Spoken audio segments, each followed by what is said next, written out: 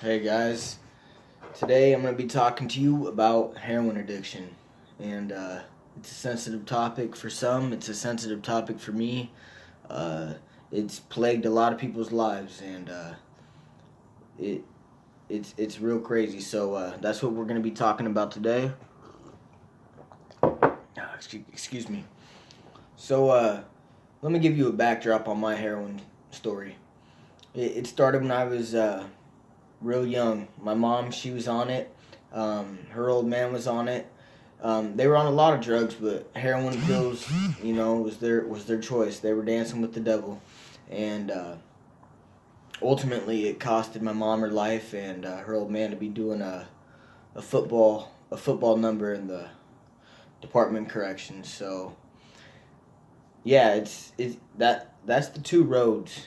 Sadly, death or prison. And a lot of people, they're trying to tap their veins to they're trying to tap their veins to forget. I've been there. I've seen people my whole life be there. It it's crazy. It's sad. It's really sad. And if you don't get help, then you're gonna die. Straight up. If you don't get help, you are gonna die. Um, yeah, so let me give you a little backdrop.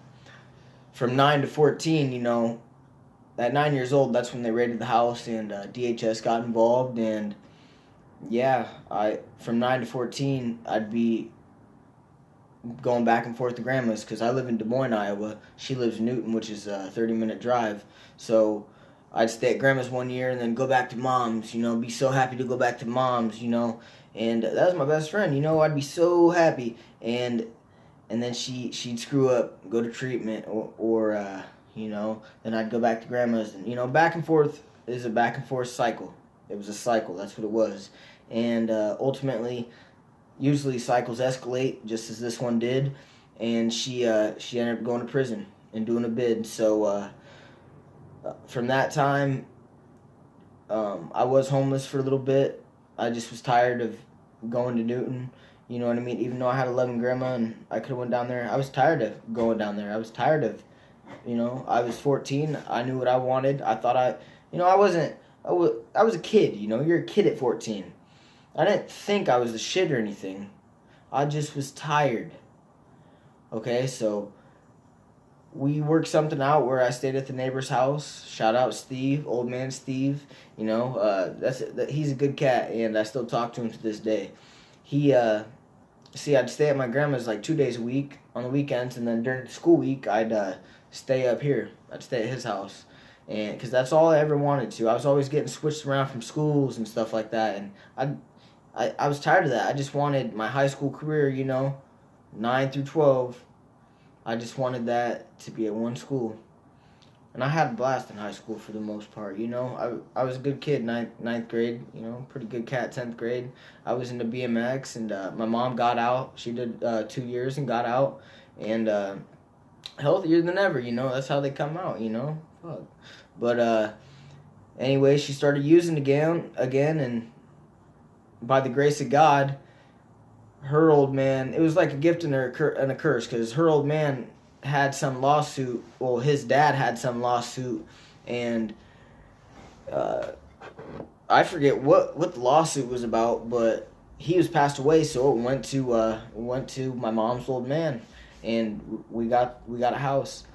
So but why I said that was a curse, that was the blessing, getting the house, but a curse because when addicts, when they acquire money, they want to get high. They want to get high. That's the truth, and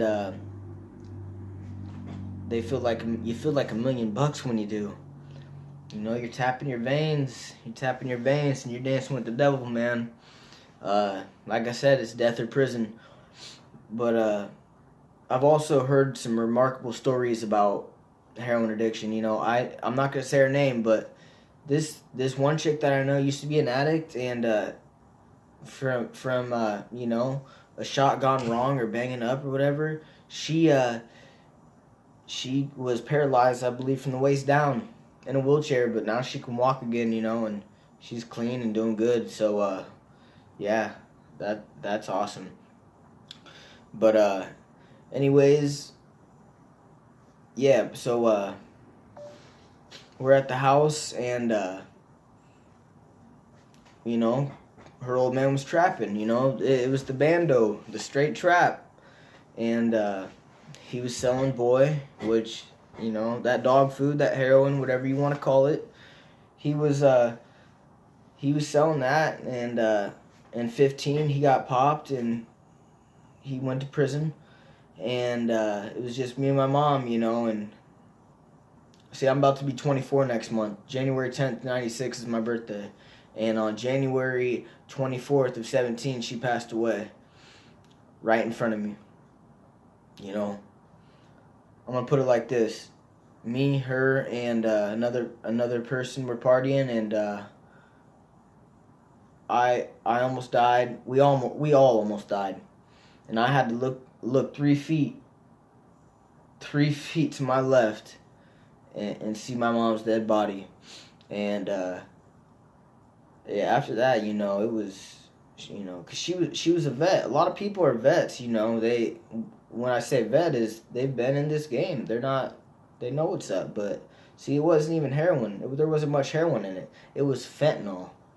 See, a lot of people are cutting it with fentanyl because they don't care about you. They don't care about your family. They don't care about shit other than their cash. They want that bread. So that's just how it is. It's real sad. My mom was my best friend, and I know some people are probably thinking, why the hell were they getting high? Who gets high with their mom? Not everyone's perfect. All right, I vowed one day to never get high. A lot of people made that vouch. And you know what? I didn't give a fuck. Excuse my language, sorry, but I didn't care. At 17, I dabbled with the Dilaudid, and I never was the type to get addicted, really. I dabbled with some stuff. I ain't really gonna get too much into the mix, what it was, but I have been in the mix. I've been in the game. I know what's up, especially for a young cat. All right, but yeah, I never was the one to get really addicted, but some people really do. I've seen meth, I've seen heroin, I've seen it changes you. It makes you a different person, and I've seen it take people's lives literally. And we lost a good woman a couple years ago, and it being that anniversary, her death date coming up, it is hard because I'm a young cat, I'm alone, a lot of days, man, I just want to just give up. I ain't gonna lie, but you got to keep fighting. But this is just a little intro about heroin addiction, and a little kind of my story in a way of what I seen heroin addiction do, and how it just ruined everything. Her old man, he's a good cat. Prison sentence. Freaking mom, really good woman. Really, really good woman. Dead. It loves nobody. See this? That's her ashes. It says her date. And it also says, I love you, Mom, forever. And the date. Alright, when I'm gonna wrap this up. I don't know who's gonna see this, but if you see this, shout out to Big Lance. Big Lance off the yard. Go subscribe to that cat, man. He's wise. He's awesome. I follow his workouts a lot. He's just a good dude. I can relate to him a lot. He's a good cat. So go subscribe damn it, my bad. Lips are dry. Go subscribe to Big Lance off the yard and follow his content, man. He's good people. But yeah, that about does it with this video. If you know anyone battling with addiction, help them. Just help them. Be kind. Be real kind. Easier said than done on the whole addiction, but you know what I mean? It's a process. But I'm going to wrap this video up, and you guys have a good afternoon. Be posted for more videos.